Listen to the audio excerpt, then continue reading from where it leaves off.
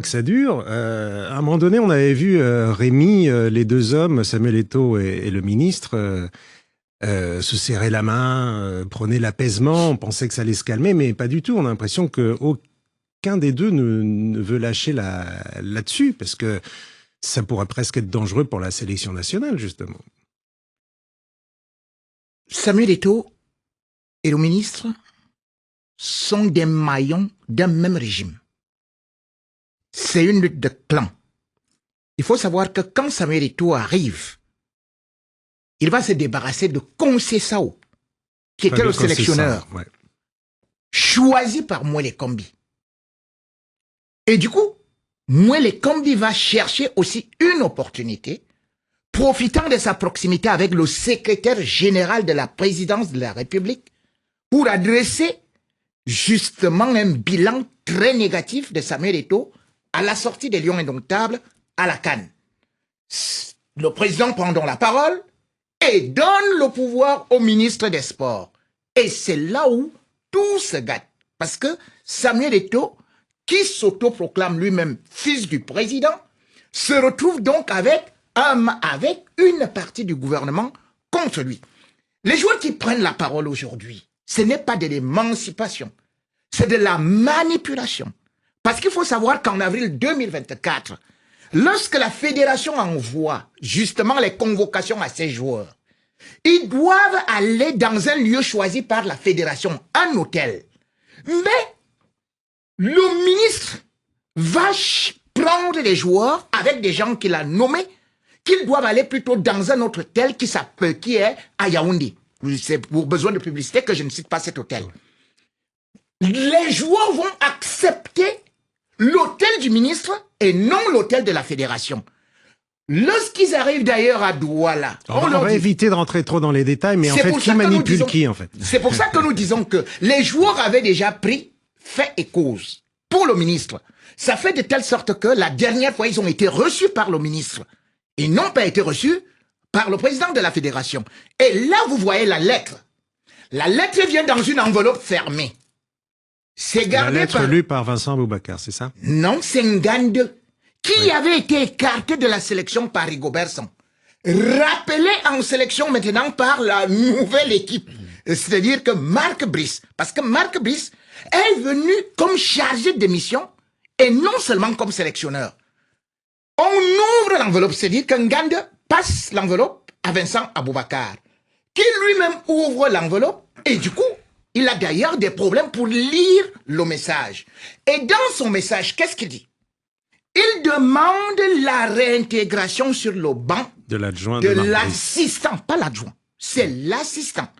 Or, sur le contrat, il n'y a pas d'assistant parce que l'assistant est payé par le sélectionneur, mais par contre, le gouvernement, la fédération sont arrivés à une entente que il faudrait, par exemple, l'entraîneur adjoint. Donc, nous avons par exemple l'Ntungumpile que tout le monde connaît, c'est-à-dire qui a été champion olympique. Il y a déjà des adjoints nommés par Samuel Eto'o qui sont sur le banc, mais Marc Brice en réclame un. Il ne réclame que celui qui est nommé par le ministre. Donc, du coup, les joueurs jouent pour le ministre. Mais cependant. Donc ils défendent Marc Brice. On va voir avec Benjamin parce qu'il faut.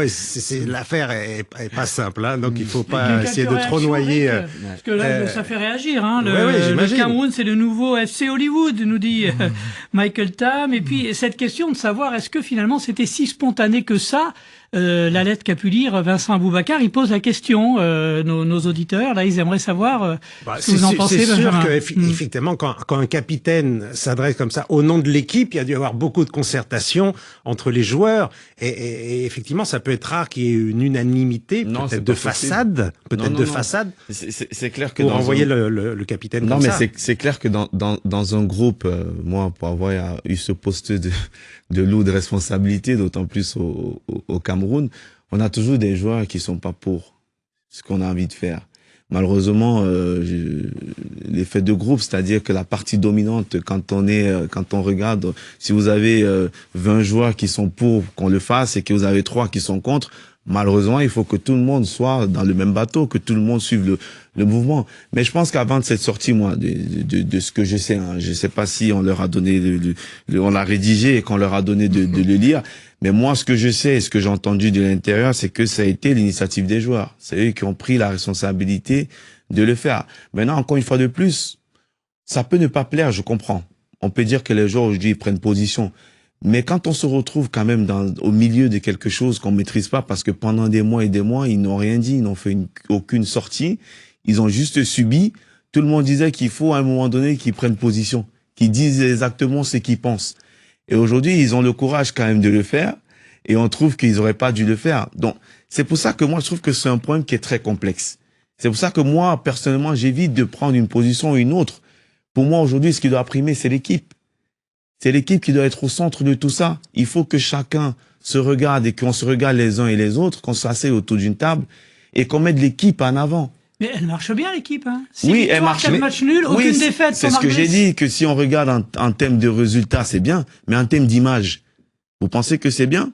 Alors, l'équipe, quand même, reste que la qualification pour le mondial, elle peut être compromise par ce conflit. C'est le message des joueurs. Il dit attention, parce que là, à force de vous chamailler sur le terrain, bah, le rendement, il peut être moins bon. Effectivement. Je crois que les gens ont oublié d'où nous sortons. Benjamin Moukandio, quand il gagne la CAN. On fait pas tout de non, c'est-à-dire que non, quand il gagne la CAN, c'est parce que justement, il y a moins de problèmes d'ego dans le vestiaire.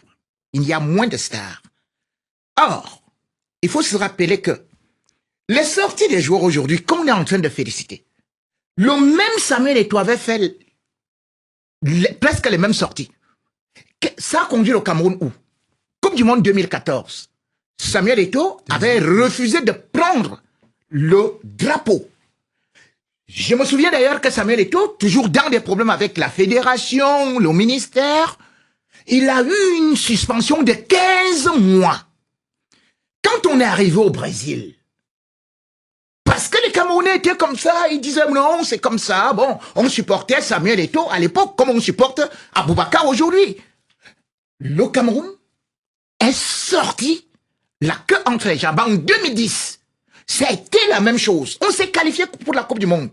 Mais avec le désordre, le Cameroun était le premier à être éliminé. Aujourd'hui, les Camerounais sont en train de danser parce qu'on est deuxième. Rigobertson avait laissé cette équipe en première position. Le ministre n'avait pas félicité Rigobertson d'avoir eu une qualification pour la Coupe du Monde. Ce ministre-là, alors que le Cameroun n'est pas encore qualifié, félicite Marc Brice. Aujourd'hui, tout ce que je redoute tout simplement, c'est que les mêmes conséquences produisent le même effet. Ce que nous dansons aujourd'hui, les victoires à l'arraché, ou ceci et cela, avec un Cameroun divisé parce que pratiquement nous sommes en guerre. C'est souvent l'union sacrée. Or, aujourd'hui, au Cameroun, vous trouvez deux groupes. Il y a certains qu'on appelle les Églisiens, qui sont avec Samuel Eto'o, et il y a les Hiboux, qui sont avec le ministre. Donc, c'est un état de guerre. Nous sommes en guerre. Et il y a un proverbe africain qui dit: mieux vaut manger les champignons en temps de paix que d'avoir la viande en temps de guerre. Et Oukabo Tefoya qui apprécie les explications de Rémi.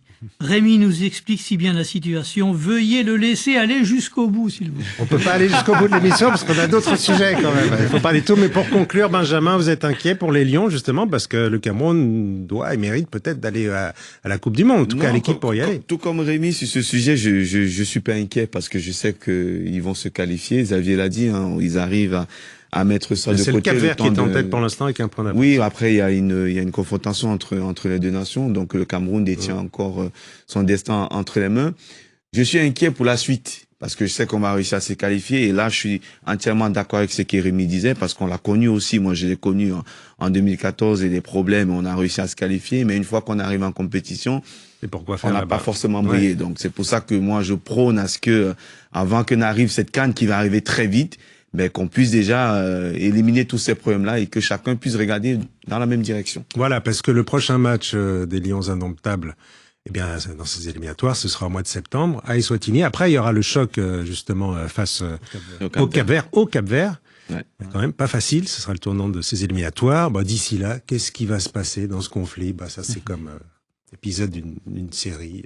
Il a menacé de partir, là. Oui, Marbrice, je crois que Marbrice, moi, je crois qu'il va. Non, il faut pas regarder qu'il a menacé mais... de partir. Il est en mission et de toutes les façons, il faut savoir que si Marc Brice veut réussir sa mission, il doit s'inspirer du Belge Hugo Broos, qui a réussi non seulement à ne pas faire qu'il soit totalement sous la domination d'un vestiaire, mais surtout aussi, il peut s'inspirer des chauffeurs. Chauffeur est arrivé, il était calme, il n'est pas entré dans des problèmes d'égo et tout. En 2001, on a pu constater que non seulement le Cameroun a remporté la CAN en 2002 au Mali, le Cameroun a même été demi-finaliste de la Coupe des Confédérations, battu par la France, et que le Cameroun, même si par la suite le Cameroun a été éliminé en quart de finale en 2004, il est parti, il a laissé une bonne image, mais c'est lui qui est actuellement là. Il restera dans l'histoire comme le sélectionneur qui aura le plus divisé le Cameroun. Gardez